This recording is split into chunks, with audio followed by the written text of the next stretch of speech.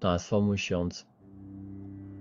नीफाय के समय में एक स्वर्गदूत ने अन्य जातियों, राष्ट्रों के भाग्य और प्रकाश और अंधकार के बीच शाश्वत संघर्ष के बारे में गहरे सत्यों को प्रकट किया।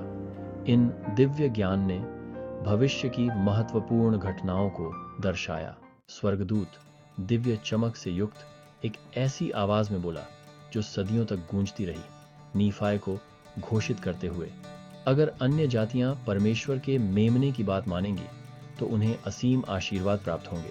उन्हें इज़राइल के घराने का हिस्सा माना जाएगा। यह एक दिव्य और शाश्वत वादा है। यह आशीर्वाद केवल एक क्षणभंगुर उपहार नहीं था, बल्कि एक गहरा परिवर्तन था। उन्हें उन बेड़ियों से हमेशा के लिए मुक्ति मिल जाएगी जो उन्हें बांधे रखती थी। देवदूत के शब्द आशा की किरण थे, मुक्ति और एकता का वादा, ये सुनिश्चित करते हुए कि जो मेमने का अनुसरण करते हैं, खासर की हैं, वे परमेश्वर की योजना में अपना स्थान पाएंगे, शाश्वत इज़राइल के घर में स्वीकार किए जाएंगे। लेकिन वे लोग जिनके दिल कठोर हैं, एक महान और घृणित गर्त में गिरेंगे, जो उस गिरजे द्वारा खोदा गया है जो आत्माओं को विनाश की ओर ले जाता है। स्वर्गदूत ने एक गहरा सत्य उजागर किया जो सदियों से गूंजता रहा है। दुनिया में केवल दो ही गिरजे हैं। एक तरफ हमारे पास परमेश्वर के मेमने का गिरजा है, जो प्रकाश, आशा और मुक्ति का स्तंभ है। यह गिरजा उन लोगों के लिए एक शरण स्थली है जो धार्मिकता की तलाश करते हैं और मेमने की शिक्षाओं का पालन करते हैं। यह एक ऐसी जगह है जहां शांति, प्रेम और दिव्य मार्गदर्शन व्याप्त है। दूसरी ओर शैतान का गिरजा है जो अंधेरे और छल में डूबा हुआ है। यह गिरजा सभी बुराइयों की जड़ है, उन लोगों का जमावड़ा है जो प्रकाश से दूर हो गए। जो कोई भी परमेश्वर के मेमने के गिरजे से संबंधित नहीं है, वह डिफॉल्ट रूप से इस दुष्ट गिरजे का हिस्सा है। स्वर्गदूत का रहस्योद्घाटन एक गंभीर अनुस्मारक के रूप में कार्य करता है कि अच्छाई और बुराई के बीच एक शाश्वत संघर्ष है।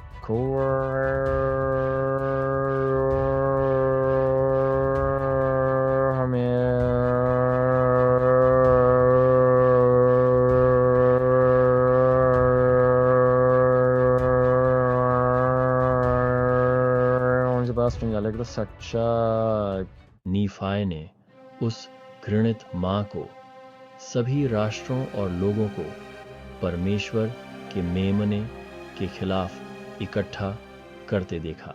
फिर भी परमेश्वर के मेमने की शक्ति उनके वफादार संतों पर उतरी, जो परमेश्वर की धार्मिकता और महिमा को अपने हथियार के रूप में धारण करते थे। साइटोपर्स।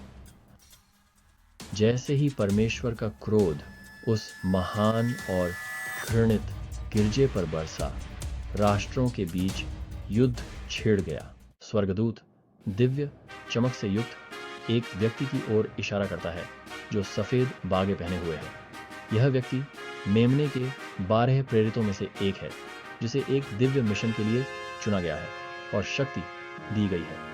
वह दुनिया के अंत के समय को दर्ज करेगा, आने वाले दर्शनों और रहस्योद्धारण को कैद करेगा। उनके लेखन में परमेश्वर की वाचाओं की पूर्ति, मानव जाति के लिए अंतिम योजना और अंतिम निर्णय का विस्तार से वर्णन किया जाएगा। जॉन नाम का यह प्रेरित रहस्योद्घाटन की पुस्तक लिखेगा, जो एक भविष्य सूचक ग्रंथ है जिसने अनगिनत पीढ़ियों को आकर्षित और प्रेरित किया है। उनके शब्दों के माध्यम से अंत समय के रहस्यों और एक नया स्वर्ग और एक नई पृथ्वी के वादे उन सभी के सामने प्रकट किए जाएंगे जो समझना चाहते हैं। सिसरवू हाइदासर।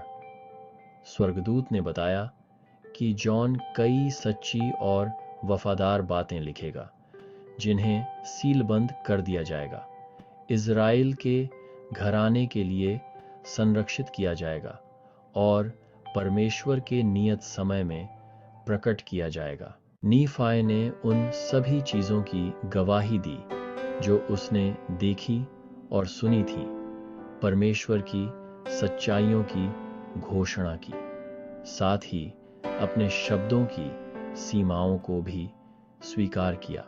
किंदाजियों, यहां नीफाई के दर्शन का समापन होता है, जो अच्छाई और बुराई के बीच शाश्वत संघर्ष की याद दिलाता है और उन लोगों के लिए मुक्ति का वादा करता है जो प्रकाश का रास्ता चुनते हैं।